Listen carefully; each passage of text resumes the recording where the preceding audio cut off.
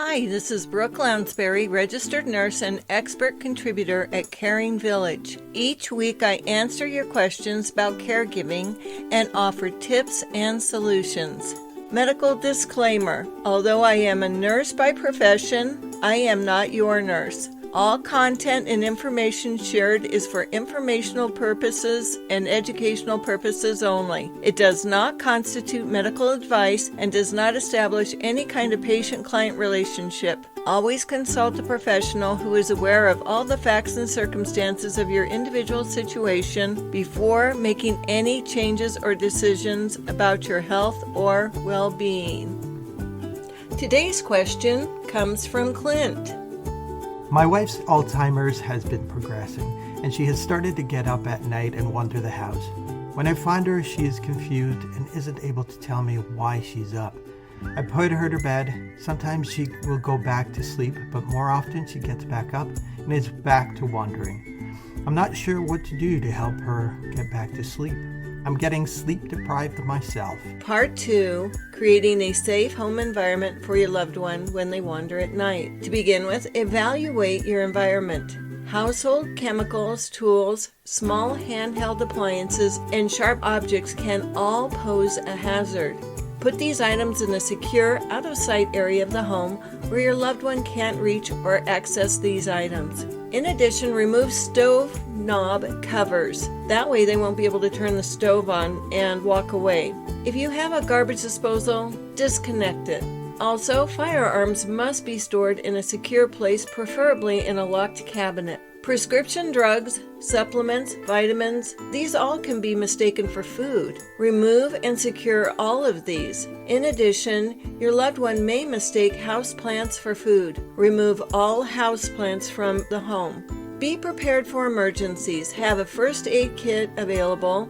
Also, all important phone numbers in visible area of your home. Many people use the refrigerator with an envelope with all of the information in it. It is important that EMS workers know that your loved one has Alzheimer's and that your loved one can be easily confused and distraught when they do come upon them.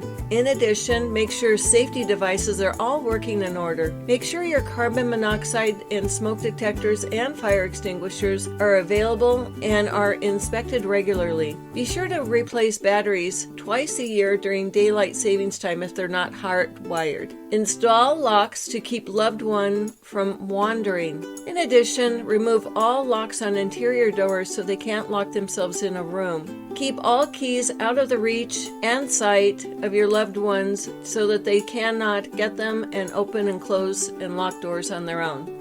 Now, sometimes Alzheimer's patients, they get confused when they're in dimly lit areas. Be sure to keep halls and bathrooms well lit with night lights. The key to this is to create an evenly lit path to all areas. Sudden changes in light can disorient and confuse them. Make sure that throw rugs, extension cords, and clutter are off the floors, as these can cause tripping hazards. Survey each room before bedtime to make sure that all of these items, rugs, papers, and other items, are all off the floors.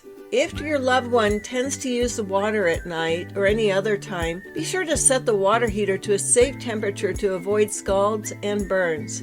Secure large furniture that could tip over. Check bookshelves, cabinets, large TVs, anything that your loved one could get a hold of and pull on top of them, and make sure that they are secured to prevent this tipping.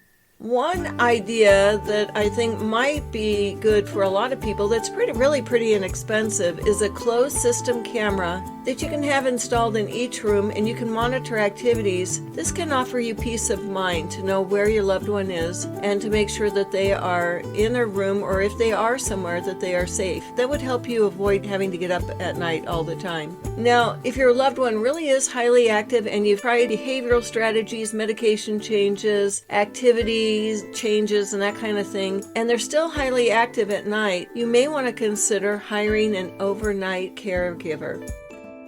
If you have a caregiving question or concern, please submit your questions by leaving a comment below or fill out our form at www.caringvillage.com/questions. I look forward to hearing from you. Until next week.